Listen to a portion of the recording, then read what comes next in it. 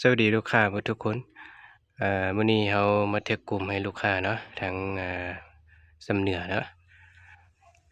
เราสั่งมาจะเป็นรุ่นTactical เนาะที่คนลาวเขานิยมเนาะตัวนี้จะเป็นปี2025เนาะตัวแดงๆนี่จะเป็นตัวล็อกไก่เนาะอันท้ายนี่ดึงได้เนาะดึงได้บิดบ่นี่เนาะแล้วก็พักได้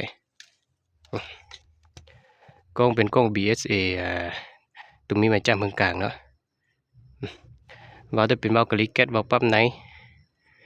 ทางจะเป็นทางคาร์บอน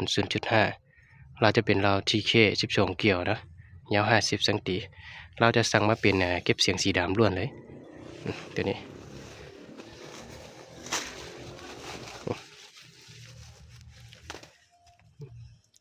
น้ำลายนะลูกค้าคนใดสนใจก็ติดต่อมาหานะพวกนี้นะความงามนะยิงแท็กกลุ่มให้เรา40 เมตรตัวนี้ยิงลูกเบอร์ 2ดีเด้อเป็นของงานเวียดเนาะลูกตัวนี้ยิงถึกดีเนาะกลัวมันจะแข็งเนาะตัวนี้นะกลัวมันจะแข็งแล้วก็งาบยิงเนาะยิงถึกดีตัวนี้นะ